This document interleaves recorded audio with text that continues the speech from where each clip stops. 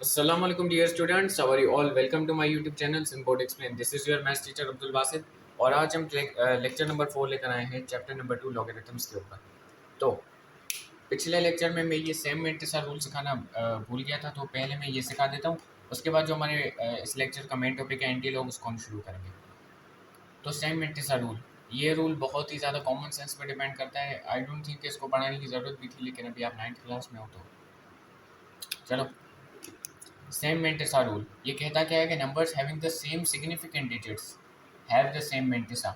वो नंबर्स जिनके significant digits जो है वो सेम हो तो उनका मेंटिसा भी सेम ही निकलेगा। अब ये बहुत ही ज़्यादा कॉमन सेंस है। देखो, सिग्निफिकेंट डिजिट्स क्या है, आपने फिजिक्स में पढ़ रखा होगा। जैसे फॉर एग्जांपल इन वैल्यूज़ में अगर मैं सिग्निफिकेंट डिजिट्स की बात करूँ तो याद रखना all non zero digits are significant और ending zeros are never significant and leading zeros are also never significant. ये 3 रूल्स आपने पढ़े हुए होंगे। तो सबसे पहले देखो नॉन जीरो डिजिट्स क्या है यहाँ पर 4 5 7 6। ठीक है, तो 4 5 7 6। यहाँ पर भी नॉन जीरो डिजिट्स क्या है 4 5 7 6। यहाँ पर 4 5 7 6 एंडिंग जीरो सिग्निफिकेंट नहीं होता और यहाँ पर 4 5 7 6 यहाँ पर भी सिग्निफिकेंट। अब देखो सिग्निफिकेंट डिजिट्स जो है ना वो इनके सेम है, तो जब आप इनका मेंटिसा फाइंड करके देखोगे तो वो मेंटिसा भी क्या निकलेगा, सेम निकलेगा। ठीक है, करके देख लो। अभी आप जो है पेन पेपर लेके बैठे होगे, पिछले लेक्चर में पूरा लॉग टेबल के जरिए बताया था कि कैसे मेंटिसा फाइंड होता है। तो कुल मिला के 4 वैल्यूज़ अगर आप लोगे, ये 4 वैल्यूज़ आप जानते हो एक दूसरे से बिल्कुल डिफरेंट है। ठीक है, जानते हो ना।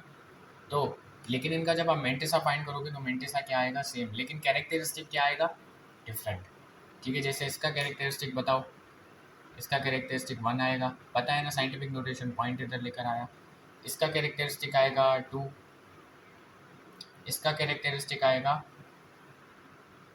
4 और इसका कैरेक्टरिस्टिक क्या आएगा, -2 या फिर 2 बार, है ना। और अभी जब आप इन नंबर्स का मेंटिसा फाइंड करोगे तो मेंटिसा की कोई ना कोई वैल्यू आ जाएगी। ठीक है, तो फिर इन दोनों को जब आप ऐड करोगे तो आपको लॉगरिथम मिल जाएगा। बस इनका मेंटिसा क्या होगा, सेम, क्योंकि सिग्निफिकेंट डिजिट सेम है। अच्छा, तो मेरे ख्याल से ये टॉपिक यहीं तक था। अभी हम बढ़ते हैं एंटी लॉग की तरफ।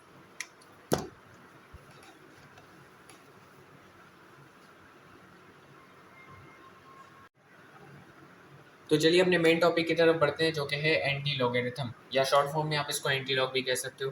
देखो, नाम से ही जाहिर हो रहा है एंटी लॉगरिथम, मतलब जो काम लॉगरिथम करता है उसका उल्टा काम करेगा एंटी लॉगरिथम। ठीक है, तो इसलिए हम इसको ऐसे डिफाइन कर सकते हैं, क्या, इनवर्स ऑफ अ लॉगरिथम, मतलब जो काम लॉगरिथम करता है उसका इनवर्स, मतलब उसका उलट काम करता है एंटी लॉग।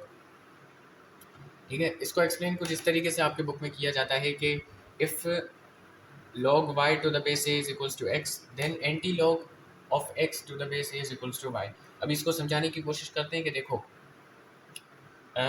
लॉगरिथम का कॉन्सेप्ट सबसे पहले मैं रिवाइज करवा देता हूँ। लॉगरिथम का कॉन्सेप्ट हमने कैसे पढ़ा था, a है फॉर एग्जांपल, उसकी कोई पावर है x और वो जो पूरा का पूरा आंसर आ रहा है उसको हम कहते हैं y। ठीक है, तो अगर हमें बेस पता हो और हमें y पता हो, ठीक है, बेस पता हो और फाइनल आंसर पता हो, तो पावर क्या होगी वो हम लॉगरिथम के थ्रू सॉल्व करते हैं। देख सकते हो आप कि हमने y का लॉगरिथम लिया है टू द बेस a, जो किसके इक्वल हो रहा है, x के इक्वल, तो हमने x फाइंड कर लिया यहाँ से। अब एंटी लॉग इसका इन्वर्स कैसे है, एंटी लॉग में बेसिकली क्या है कि जब हमें बेस पता हो और हमें पावर पता हो तो y मतलब फाइनल आंसर क्या होगा वो हमें बताता है एंटी लॉग।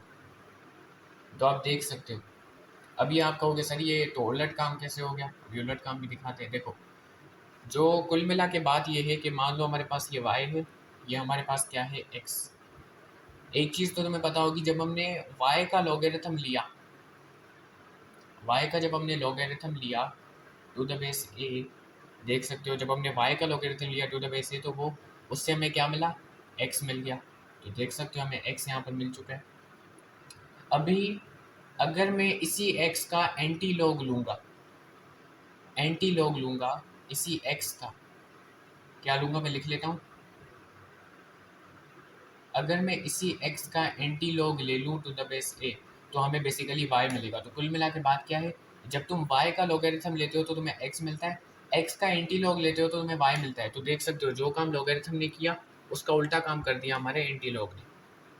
ठीक है, तो आई होप ये कॉन्सेप्ट समझ में आ गया होगा कि इसलिए एंटी लॉग को इन्वर्स ऑफ अ लॉगरिथम कहा जाता है। अब एक छोटा सा सवाल और कि सर आपने तो कहा कि लॉग एंटी लॉग हमें वो फाइंड करके देता है, फॉर एग्जांपल अगर हमें बेस पता हो और पावर पता हो तो फाइनल आंसर क्या होगा वो हमें क्या बताता है, एंटी लॉग। सवाल कर लेते हैं, जैसे फॉर एग्जांपल 10 की पावर हमारी 2 है, ठीक है, और वो इक्वल है y के। अब मुझे y फाइंड करना है, ठीक है। तो 10 पर जब पावर 2 आती है तो y क्या आता है, ये तो कॉमन सेंस है ना, मतलब 10 का स्क्वायर किसके बराबर होता है, 100 के, ठीक है। तो इसका मतलब सिंपली क्या है कि अगर एंटी लॉग में ले लूँ, एंटी लॉग में ले लूँ 2 का टू द बेस व्हाट 10, तो आंसर क्या आएगा, 100। अब आप कहोगे सर एंटी लॉग की ज़रूरत ही क्या पड़ी, मैं नॉर्मल मेथड से ऐसे ही आंसर निकाल सकता हूँ, नॉर्मल मेथड से मैं y निकाल सकता हूँ, तो मैं एंटी लॉग का यूज़ ही क्यों करूँ। भाई देखो, जब आप इस तरीके के सवाल हल कर सकते हो, अभी मैं दिखाता हूँ आपको। मैंने आपसे कहा 10 का स्क्वायर फाइंड करो, तो आप आसानी से कर लोगे, जो कि है 100। अगर मैं आपसे कहूँगा 2 का क्यूब फाइंड करो, तो आप आसानी से कर लोगे, फॉर एग्जांपल 8, है ना। लेकिन अगर मैं आपसे इस तरीके का सवाल करूँ कि फॉर एग्जांपल 3 की पावर है आपके पास 2.2, या मैं आपसे इस तरीके का सवाल कर लूँ कि 2 की पावर है 3.2, अब इसका आंसर कैसे दोगे। 3 को आप 2.2 बार कैसे मल्टीप्लाई करवा सकते हो, कोई जवाब नहीं कर पाओगे, ठीक है। क्योंकि देखो, जब 2 के ऊपर पावर 3 है, इसका मतलब 2 को 3 बार लिखो और 2 को 3 बार लिखो और आपस में मल्टीप्लाई करवा दो। अब तुम 3 को 2.2 बार कैसे लिखोगे, कोई तरीका नहीं है। तो इसलिए मैदान में उतरता है हमारा एंटी लॉग। तो इस तरीके के सवालात हमारा एंटी लॉग सॉल्व कर सकता है और इस तरीके के भी कर सकता है। तो एंटी लॉग इस वजह से हम कहते हैं कि जब हमें बेस और पावर पता हो तो हमें फाइनल आंसर मालूम करके देता है। इसका मतलब जब हमें ए और एक्स के बारे में पता हो, ए और एक्स के बारे में पता हो, तो हमें वाई फाइंड करके देता है एंटी लॉग। तो आई होप ये चीज़ भी क्लियर हो गई होगी। क्लियर हुई? अच्छा, तो अभी हम क्या करें वैसे,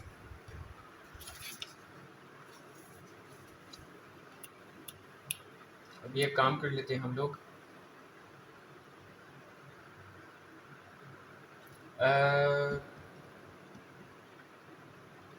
साइंटिफिक कैलकुलेटर से सीख लें एंटी लॉग को फाइंड करना, सीख लेते हैं, कोई मसला थोड़ी है। एक काम करते हैं, कैलकुलेटर ले लेते हैं, ले लिया। अभी क्या आपको कैलकुलेटर दिख रहा है यहाँ पर, अब दिख रहा है क्लियरली? हाँ सर, अब दिख रहा है। अच्छा, तो ऑन ऑफ करना बताया था ना यार, ऑन कैसे करते थे, सिंपली शिफ्ट को दबाओ, फिर एसी को दबाओ, ये ऑफ हो जाएगा। ऑन करने के लिए ये वाला बटन है, ये पहला स्टेप, ठीक है। अब मैं क्या कह रहा हूँ कि एंटी लॉक मुझे फाइंड करना है। अब एक चीज़ तुम याद रखो, एंटी लॉक तुम सिंपली कैसे फाइंड करोगे, ये आपको लॉग दिख रहा है, लॉक दिख रहा है ना, तो सिंपली आप पहले शिफ्ट को दबाओ और इस लॉक के ऊपर वाला जो ऑप्शन है वही एंटी लॉक है बेसिकली, ठीक है। तो आप शिफ्ट दबा के लॉक को दबा दो, तो ये एंटी लॉक हो जाएगा, ठीक है। अब फॉर एग्जांपल हमें लॉगरिथम फाइंड करना है, किसका फाइंड करें,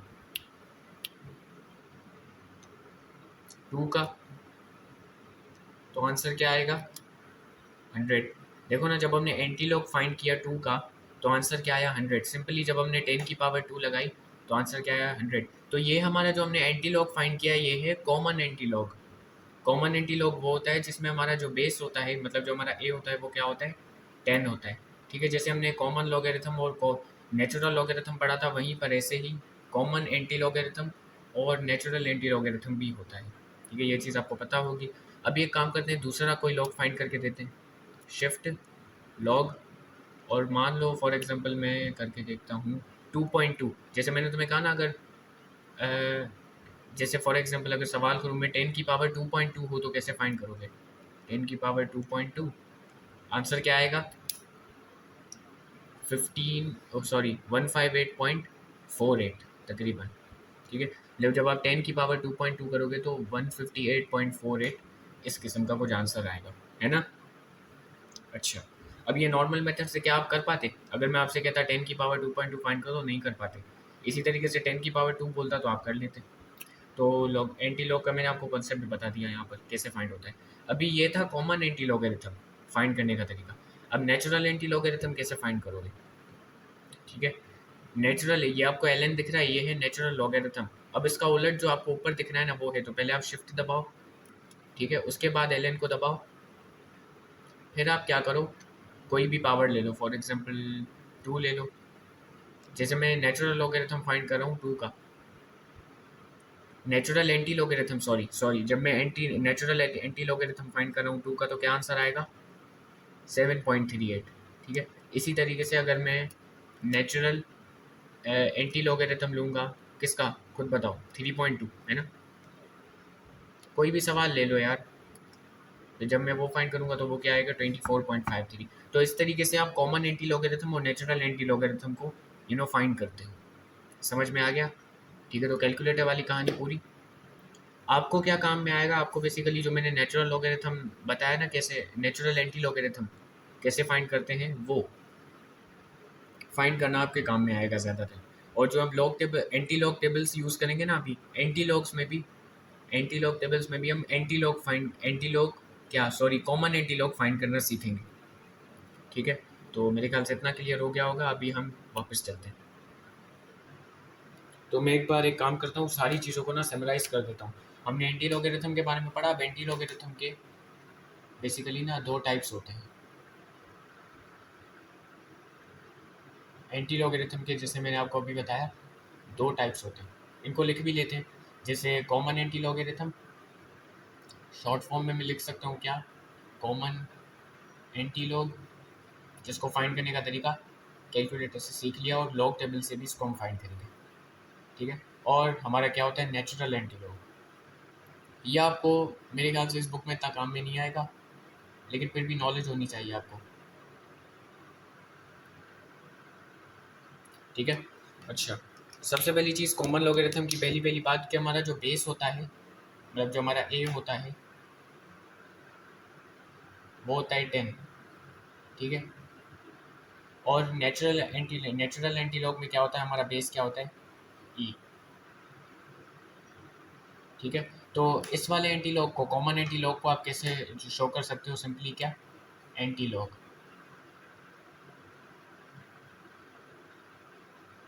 एंटी लॉग। इसमें आपको ना बेस 10 दिखाने की ज़रूरत नहीं पड़ती। तो फॉर एग्जांपल मैं क्या कहता हूँ, anti log of x is equals to y. ठीक है, अब मुझे बेस यहाँ पर अगर मैं 10 दिखाना चाहूँ तो दिखा सकता हूँ, ना दिखाऊँ तो ये बात अंडरस्टूड होगी कि बेस यहाँ पर क्या है, 10। और नेचुरल एंटी लॉग इसी तरीके से, किस तरीके से दिखाया जाएगा, एंटी लॉग एक्स का मान लो ले लिया, और वो इक्वल किसके आया, वाई के। तो यहाँ पर बेस हमारा क्या होगा, ई। तो सिंपली आप नेचुरल एंटी लॉग को ऐसे दिखाओगे। तो ये चीज़ें क्लियर हो गई। अभी हम एक काम करते हैं, लॉगरिथम टेबल्स की तरफ चलते हैं। और लॉगरिथम टेबल्स में आपको एक चीज़ याद होनी चाहिए कि हम कॉमन एंटी लॉग फाइंड करेंगे। ठीक है, जो मैं दोबारा रिपीट करता हूँ कि जो हमारी एंटी लॉग टेबल्स है ना बुक में, उसके ज़रिए हम कॉमन एंटी लॉग फाइंड करेंगे किसी भी नंबर का। ठीक है, तो चलिए अब वो देख लेते हैं। अच्छा, तो आपके बुक में ना आपके बुक में कुछ एग्जांपल्स हैं जिसमें एंटी लॉग का टेबल यूज़ करके जो है एंटी लॉग निकाला जा रहा है। तो एक काम करते हैं, वो एग्जांपल्स करते हैं, और साथ ही साथ हम समझेंगे कि एंटी लॉग टेबल का यूज़ कैसे करना है। ठीक है, वैसे पिछले लेक्चर में आपको लॉगरिथम वाले टेबल का यूज़ करना सिखा दिया है ना, तो एंटी लॉग टेबल का यूज़ भी बिल्कुल वैसे होगा। ठीक है, तो एक काम करते हैं, बस शुरू करते हैं। ये हमारे पास एक एग्जाम्पल है। फॉर एग्जाम्पल आपके पास एक एग्जाम्पल आ जाए कि 1.3247 हमें नंबर दिया गया है, इसका एंटी लॉग फाइंड करो। अब एंटी लॉग फाइंड करने का सबसे पहले ना मीनिंग देखो। मीनिंग क्या है कि कॉमन एंटी लॉग फाइंड करो, है ना, कॉमन एंटी लॉग फाइंड करना होता है। तो मान लो मैंने कॉमन लॉगरिथम लिया किसी भी नंबर का, जिसको मैं n कह देता हूँ, x को y को या n को फ़र्क नहीं पड़ता, किसी भी नंबर का मैंने कॉमन लॉगरिथम लिया, तो वो बराबर आ रहा है 1.3247 के। और यही इस क्वेश्चन का मीनिंग है कि अगर तुम्हें ऐसा नंबर दिया गया है और कहा जा रहा है ना कि इसका एंटी लॉग फाइंड करो, इसका मतलब सिंपल है कि मैंने कॉमन लॉगरिथम फाइंड किया है किसी भी नंबर का, और वो इक्वल इसके आ रहा है। ठीक है, तो मुझे एग्जैक्टली क्या फाइंड करना है, मुझे ये वाला n फाइंड करना है कि मैंने क्या नंबर रखा था जिसका लॉगरिथम ये आया था। तो उसके लिए हम एंटी लॉग का यूज़ करेंगे। समझ में आया मीनिंग? चलो, अब देखो, मैंने तुम्हें बताया था कि लॉगरिथम किसके बराबर होता है, कैरेक्टरिस्टिक प्लस मेंटिसा के। तो अब तुम बताओ इसमें से कैरेक्टरिस्टिक कौन है, ये 1 जो पॉइंट से पहले वाला नंबर है। तो कैरेक्टरिस्टिक क्या है मेरा, 1। और मेंटेसा क्या है मेरा, मेंटेसा जो भी बच गया मतलब 0.3247 है ना। अच्छा अब देखो ये जो हमारा कैरेक्टरिस्टिक है क्या वो पॉजिटिव है, जाहिर है दिख रहा है सबको पॉजिटिव है।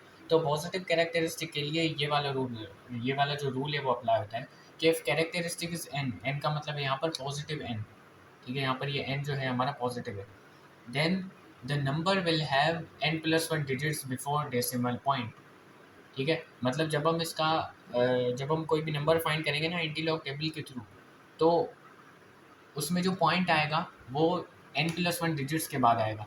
जैसे अगर यहाँ पर कैरेक्टरिस्टिक वन है तो एन प्लस वन मतलब टू, तो मतलब दो डिजिट्स के बाद हम पॉइंट लगाएंगे। अभी मैं समझा देता हूँ, परेशान मत हो, आराम आराम से सीखेंगे। एक सेकंड पहले जगह कम पड़ रही है, मिटा देते हैं इन सब चीज़ों को।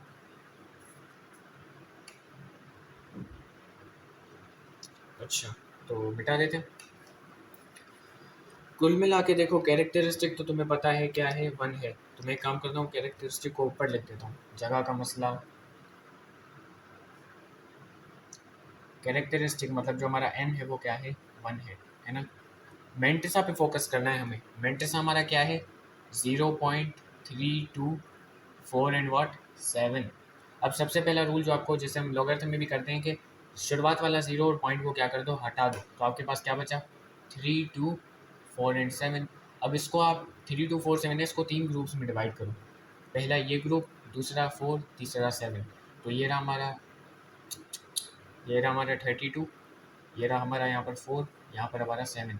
अब एंटीलॉग टेबल के थ्रू क्या करोगे, सबसे पहले 32 को देखोगे इस जगह पर और 4 को देखोगे इस जगह पर, फिर दोनों का इंटरसेक्शन करवाओगे तो जो वैल्यू आई उसके बाद फिर आप 32 देखोगे इस वाले नंबर में जो आपने देख रखा होगा, फिर आप 7 देखोगे मीन डिफरेंसेस के अंदर, फिर उसका इंटरसेक्शन करवा के जो दो वैल्यूज़ आपके पास आएंगी उनको प्लस करवा दोगे, आपके पास सिंपली क्या आ जाएगा नंबर। उसके बाद आप पॉइंट इस रूल के हिसाब से लगाओगे और वही होगा उसका एंटी लॉगरिथम, ठीक है। सर क्या बोल दिया, अरे परेशान मत हो, अभी इसको जूम करवा के सारा दिखाते हैं। बस ये डिजिट याद रख लो, 32, 4 और 7, 32, 4 और व्हाट 7। अच्छा तो अभी एक काम करते हैं, जूम करते हैं। दिख रही है टेबल अच्छे से, नहीं दिख रही तो बुक देख लो। सॉरी, 32, 4 और 7 मैंने कहा था याद रखना। सबसे पहले यहाँ पर 32 देखो, 32 क्या है, जल्दी जल्दी, ये रहा 32 अपना, तो उसको सर्किल कर देते हैं, ठीक है। अभी यहाँ के जो नंबर है ना 0, 1, 2, 3, 4, 5, 6, 7, 8, 9, इनमें तुम्हें देखना है 4। मैंने बताया था 32, 4 और 7 याद रखना, तो ये इस पर हमें 4 को सर्कल कर देना है, ठीक है। अभी 7 को ढूंढो, 7 को इस नंबर में ढूंढो, 7 तो ये रहा, मिल गया। अभी एक काम करो, जो 32 और 4 है उसका इंटरसेक्शन कैसे, सबसे पहले यहाँ पर ना एक लकीर बना दो। ये जो हमारा बॉक्स है ना इसके हॉरिजॉन्टल एक लकीर बनाते जाओ। मैं तो बनवा रहा हूँ, आप पेंसिल से बनाना, ठीक है, मैं तो पेन से बनवा रहा हूँ।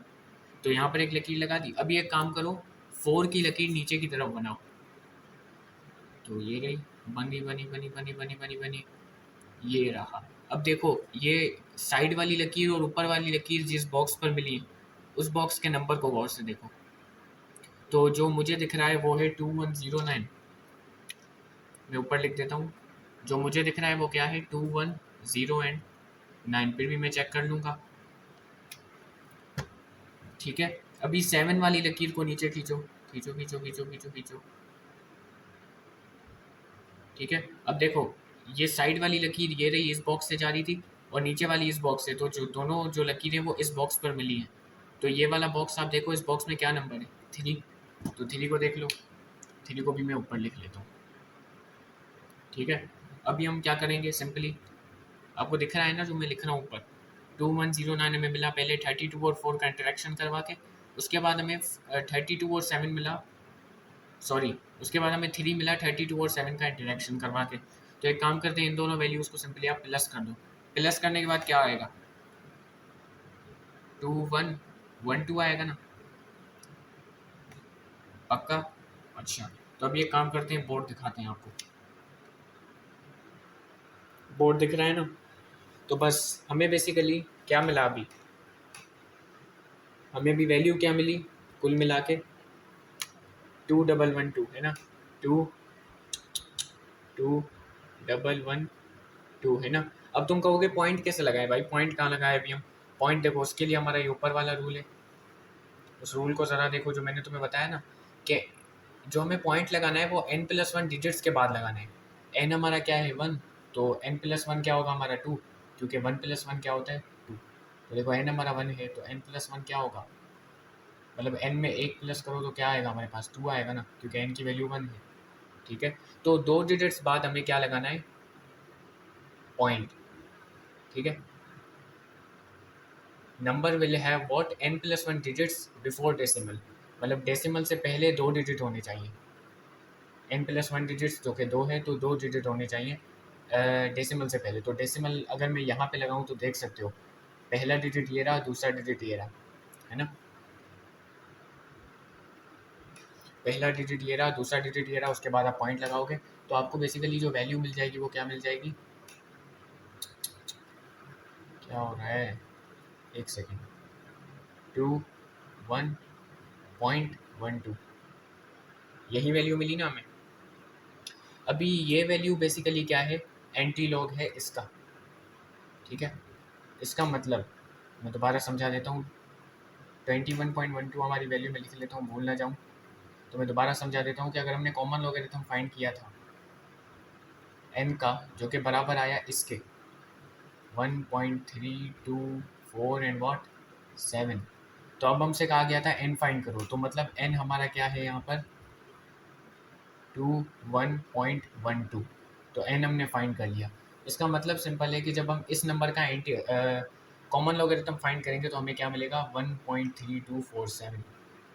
ठीक है, तो यहाँ पर हमने लॉगरिथम एक नंबर का हमें गिवन था, उसका हमने एंटी लॉग फाइंड किया और उससे हमने n निकाल दिया। ये चीज़ समझ में आई। अभी हम एक काम करते हैं, दूसरा सवाल कर लेते हैं, जिसमें कैरेक्टरिस्टिक हमारा क्या है वो होगा नेगेटिव, और उसके लिए रूल हमारा चेंज हो जाएगा, है ना। तो ये वाला सवाल मिटा देते हैं बस। दूसरा सवाल हमारा क्या है, एक सेकंड,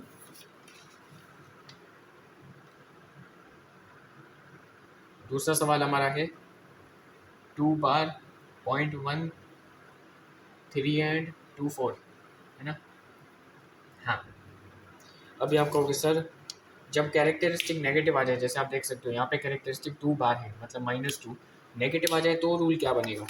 तो रूल सिंपली इसको ही मैं थोड़ा सा मॉडिफाई करके रूल बना सकता हूँ। मान लो जैसे हमारा कैरेक्टरिस्टिक मान लो n बार है, ठीक है, मतलब नेगेटिव वाला n है, जिसको हम n बार ही लिखेंगे जाहिर है, n बार है, तो number will have n-1 digits after decimal, और डिजिट्स में नहीं, जीरोस। अभी समझाते हैं, सब परेशान मत हो। अभी आप कहोगे सर ये रूल्स कैसे आए, हमें समझ में नहीं आ रहे। भाई जब तुम देखो फॉर एग्जांपल हमें पिछले क्वेश्चन का आंसर क्या मिला 21.12, और हमें कैरेक्टरिस्टिक जो इसके लॉगरिथम का था वो क्या मिला था, 1 मिला था ना।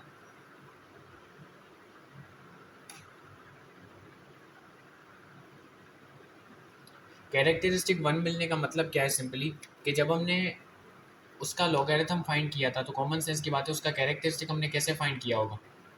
ठीक है, ऐसे जाकर ना, मतलब पॉइंट को इधर मूव करके ना, देखो मैं दोबारा समझाता हूँ तुम्हें। ठीक है, जैसे हमारा n जो था पहले वाला वो किसके इक्वल था 21.12, उसका लॉगरिथम हमें गिवन था, तो वो जो लॉगरिथम हमने फाइंड किया, एक सेकंड, उसका कोई ना कोई कैरेक्टरिस्टिक था जो कि था 1, है ना। अभी मैं कैरेक्टरिस्टिक वैसे कैसे फाइंड करता हूँ कि मैं सिंपली n को साइंटिफिक नोटेशन में कन्वर्ट करता हूँ। तो उसको साइंटिफिक नोटेशन में कैसे कन्वर्ट करेंगे, पॉइंट को इधर लेकर आएंगे तो ये होगा 2.112 इंटू 10⁻1, और 10 की जो पावर है मैंने बताया था वो क्या होती है, कैरेक्टरिस्टिक। तो देख सकते हो कैरेक्टरिस्टिक यहाँ पर क्या आ गया 1, और ये वाला कैरेक्टरिस्टिक जो लॉगरिथम से निकला वो भी 1 था। तो इस वजह से ये रूल उस चीज़ को वेरीफाई करता है, क्योंकि हम कैरेक्टरिस्टिक कैसे फाइंड करते हैं, जो हमें n गिवन होता है, मतलब जो लॉगरिथम के अंदर नंबर होता है उसको हम साइंटिफिक नोटेशन में कन्वर्ट करते हैं ना। इसको साइंटिफिक नोटेशन में कन्वर्ट किया और रूल फॉलो करके जब हमने पॉइंट लगाया तो कैरेक्टरिस्टिक वही आया जो लॉगरिथम का आया था, समझे। आई होप ये चीज़ क्लियर हो गई होगी, नहीं हुई तो पेन पेपर पे करके देख लो। बाकी मैं इस रूल की जस्टिफिकेशन भी दूंगा। कैरेक्टरिस्टिक आपको पता है इसका क्या आ रहा है, n बार मतलब 2 बार, तो कैरेक्टरिस्टिक हमारा इधर नेगेटिव आ रहा है, तो उसके लिए हमारा ये रूल फॉलो होगा। सबसे पहले मेंटिसा को भी देख लो, मेंटिसा हमारा क्या आ रहा है 1324, सॉरी 0.1324 है ना। अभी सिर्फ मेंटिसा को देखो, शुरू वाला जीरो और पॉइंट हटा दो, तो हमारे पास क्या नंबर बचा 1324। 1324 को 3 ग्रुप्स में डिवाइड कर दो जैसे करते थे हम, 1 3 2 और यहाँ पर 4। ठीक है, अब ये काम करता हूँ, मैं ऐसे ही दिखा देता हूँ उसको, बार बार जूम करके फिर सेटअप ख़राब हो रहा है, ऐसे ही दिखा देता हूँ। देखो सबसे पहले 13 और 2 का इंटरेक्शन करवाओ, 13 ढूंढो, ये रहा हमारा 13, इसको सर्कल कर लेते हैं। अभी यहाँ से 2 ढूंढो, ये रहा हमारा 2, इसको सर्कल कर लेते हैं। अभी 13 की ऐसे ना हॉरिजॉन्टल लकीर खींच लो आखिर तक, पेंसिल से खींचना, ठीक है। और 2 की लकीर ऐसे नीचे खींचो, खींचते जाओ, और देख सकते हो ये वाली लकीर और ये वाली लकीर इस वाले बॉक्स पर मिल रही है। इस वाले बॉक्स पर क्या नंबर है 1355, 1355, यू नो 1355। और ये हमें कब मिला, जब हमने 13 और 2 का इंटरेक्शन करवाया। ठीक है, अभी हम करते हैं 13 और 4 का इंटरेक्शन, तो उससे भी हमें ज़ाहिर है कोई ना कोई वैल्यू मिलेगी। 13 हमारा ये रहा, 4 हमारा मीन डिफरेंसेस में ये रहा, ये रहा 4 हमारा मीन डिफरेंसेस में। अभी इसकी लकीर नीचे खींचो और देख सकते हो ये वाली लकीर और ये वाली लकीर इस वाले बॉक्स पर मिल रही है, और ये वाला बॉक्स हमारे में इसमें नंबर क्या है 1, तो ये रहा हमारा 1 आ गया। अभी सिंपली क्या करोगे, इन दोनों को ऐड कर दोगे, इन दोनों को ऐड करोगे तो क्या आंसर आएगा 1356। तो हमें बेसिकली जो वैल्यू मिली वो क्या मिली 1356 कुल मिला के। इसको मिटा देते हैं अभी। अच्छा, अभी पॉइंट कैसे लगाना है, पॉइंट अभी लगाना है इस रूल की मदद से। देखो हमारे पास कैरेक्टरिस्टिक है -2, ठीक है 2 बार, तो number will have n-1। n हमारा देखो क्या है, जब n का बार हमारा, सॉरी जब n का बार हमारा 2 के बार के बराबर है तो n हमारा किसके बराबर होगा, कॉमन सेंस की बात है 2, है ना। अभी n-1 जीरोज होंगे आफ्टर डेसिमल, ठीक है। इसका मतलब n-1 क्या होगा, मतलब n की वैल्यू 2, तो 2 से 1 माइनस कर दो तो क्या आएगा 1, तो n-1 हमारा किसके इक्वल होगा 1 के इक्वल, है ना। तो पॉइंट के बाद एक ज़ीरो होगा, ठीक है। इसका मतलब मैं पॉइंट लगा दूँ और एक ज़ीरो लगा दूँ, ठीक है। अब ज़ाहिर पॉइंट यहाँ पे लगाए तो उससे पहले तो एक ज़ीरो लगेगा, इंटरेस्टिंग बात है। तो हमें कुछ इस तरीके की वैल्यू मिली कि 0.0135 एंड 6, ठीक है। अब ये रूल मैंने क्यों फॉलो किया, क्योंकि देखो अभी अगर मैं इसका कैरेक्टरिस्टिक फाइंड करूँगा तो वो इसके कैरेक्टरिस्टिक के बराबर ही आएगा। इसका कैरेक्टरिस्टिक है 2 बार, जिसको मैं ना -2 भी कह सकता हूँ। अभी इसका कैरेक्टरिस्टिक कैसे फाइंड करोगे, इस पॉइंट को एक यहाँ पे लेकर आओगे तो ये बनेगा 1.356 into 10 to the power what -2, 10 की पावर -2 है कैरेक्टरिस्टिक जो नंबर होता है बेसिकली, जो कि हमारा अभी यहाँ पर n आ चुका है। इस नंबर को जब हम साइंटिफिक नोटेशन में कन्वर्ट करेंगे तो उससे कोई ना कोई 10 की पावर आएगी, और वो 10 की पावर ही कैरेक्टरिस्टिक होगा। कैरेक्टरिस्टिक क्या है हमारे यहाँ पर मतलब इसका जब हम लॉगरिथम फाइंड करेंगे तो उसका कैरेक्टरिस्टिक होगा -2, और इसका लॉगरिथम बेसिकली ये था जिसका कैरेक्टरिस्टिक हमें गिवन भी -2 ही था। मतलब हमने ये रूल सही अप्लाई किया। तो ये रूल तुम्हें समझ में आ रहा है अप्लाई कैसे हो रहा है, डन। अभी मैं थोड़ी और बहुत जस्टिफिकेशन दे देता हूँ कि इसका मतलब क्या निकला 0.01356।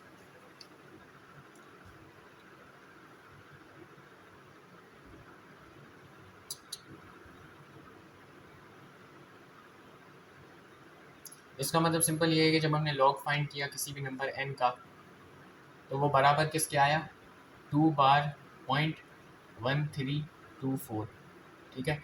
तो अभी हमसे कहा गया था कि n फाइंड करो, और n को हमने फाइंड कर लिया, जो कि क्या निकला हमारा 0.01356, ठीक है। मतलब जब हम इसका कॉमन लॉगरिथम फाइंड करेंगे तो वो इसके बराबर आएगा। तो ये हमारे क्वेश्चन का मतलब था। तो सबसे पहली चीज़ ये, बहुत सारी चीज़ें हो गई। अब तो 2 रूल्स आपने सीख लिए ना, ये दूसरा रूल लिख लेना। अभी क्या करें यार, अभी एक काम करते हैं, एक आखिरी क्वेश्चन कर लेते हैं, इसको मिटा देते हैं। आपके बुक में एक छोटा सा एग्जाम्पल दिया गया है, उसको भी कर लेते हैं, उसके बाद हमारा ये लेक्चर एंड हो जाएगा। और एक अच्छी सी बात आपको बतानी है, आपकी बुक में एक एग्जाम्पल दिया है कि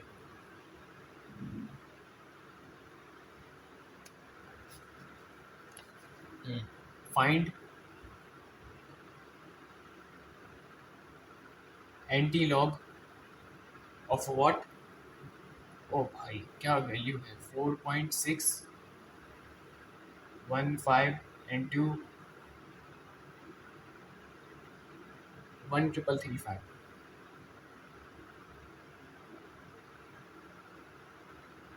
ठीक है,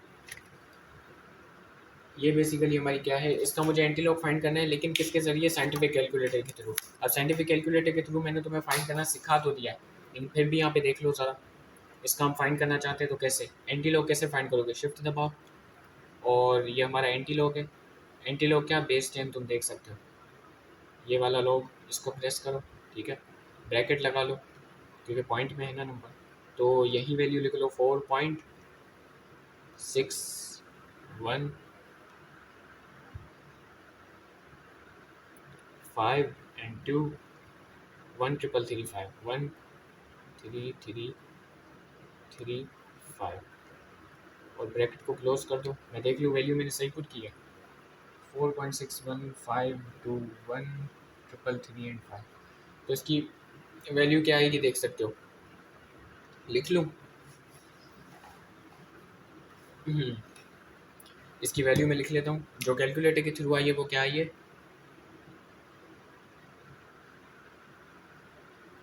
इसकी वैल्यू तकरीबन आई है कोई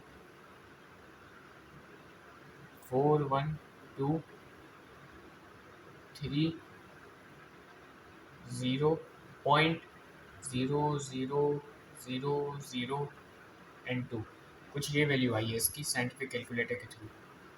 ठीक है जी, मतलब इसका जब आप वो कॉमन लॉगरिथम फाइंड करोगे तो वो इसके बराबर आएगा। अच्छा, अभी एक काम करता हूँ छोटा सा, मैं चेक कर लेता हूँ कि मैंने जो आंसर्स आपको करवाए वो सही है। अच्छा, तो बिल्कुल सही है, जो भी हमने चीज़ें की वो बिल्कुल सही है, आप बुक में देख सकते हो। ठीक है, वन का आंसर क्या था, 21.12, जो कि हमने क्या कर लिया। दूसरे का आंसर क्या निकला, 0.01356, ये भी हमारा सही निकला। और साइंटिफिक कैलकुलेटर से हमारा क्या वैल्यू निकला, तकरीबन, अरे ये तो एग्जाम्पल ही दूसरा निकल गया। हाँ, इसका जवाब किया है ना हमने, तो 41230 हाँ हाँ, सही आंसर निकला है। तो यहाँ तक हमारा ये लेक्चर ख़त्म हो चुका है। एक छोटी सी बात, कि आपको परेशानी हो रही होगी कि सर इतनी बड़ी लेंथ क्यों है वीडियो की, आधे आधे घंटे का एक एक लेक्चर बन रहा है, हम कैसे देखें। तो यार देखो, मैं तुम्हें ना सिर्फ रटवा नहीं रहा या इंग्लिश से उर्दू ट्रांसलेट नहीं करवा रहा, मैं तुम्हें हर एक चीज़ लॉजिकली समझाने की कोशिश कर रहा हूँ, और समझाने में टाइम लगेगा मेरे भाई। और ये 9th क्लास है, तो 9th क्लास में मैं तुम्हें यही कहूँगा कि 9th और 10th में ना बहुत ज़्यादा टाइम दो, ठीक है, ताकि तुम फर्स्ट ईयर सेकंड ईयर में ज़्यादा टाइम ना देना पड़े। मैं तुम्हें सही बताऊँ, अगर तुमने एक ड्रामा देखा है ना, कोई भी ड्रामा, फॉर एग्जांपल कोई भी तुम्हारा फेवरेट ड्रामा, अगर तुम उसकी शुरुआत की 30-40 एपिसोड्स ऐसे छोड़ दोगे, या ड्रामा अगर 40 एपिसोड्स का ही हो, सॉरी, मान लो किसी ड्रामे की 40 एपिसोड्स हैं, ठीक है, अब अगर मैं तुम्हें कहूँ कि तुम 10 एपिसोड शुरू की से छोड़ दो, 10 एपिसोड्स बाद की भी छोड़ दो, तीसरी वाली 10 एपिसोड्स देखो, तो क्या तुम्हें वो 10 एपिसोड्स समझ में आएंगी, नहीं समझ में आएंगी। तुम्हें ना कहानी पता चलेगी, ना तुम्हें कैरेक्टर्स पता चलेंगे, कुछ पता नहीं चलेगा। उसके बाद आगे वाली भी अगर तुम 10 देख लो, फिर भी तुम्हें थोड़ा सा आइडिया लगेगा, लेकिन फिर भी तुम्हें पूरे तरीके से वो ड्रामा समझ ही नहीं आएगा कि भाई ये क्या हो रहा है। ठीक है, इसी तरीके से समझ लो कि शुरू वाली जो 10 एपिसोड्स हैं, या 10 का तो वेटेज छोड़ो, मैं 15 कहूँगा तुम्हें, ऐसा समझ लो कि ड्रामे की 40 एपिसोड्स हैं और उसकी 15 एपिसोड शुरू की, 15 एपिसोड्स बाद की, 5 एपिसोड्स बाद की और 5 एपिसोड्स बाद की। तो यहाँ पर हमारा जो ये वाला 15, वो है हमारा 9th क्लास की मैथमेटिक्स।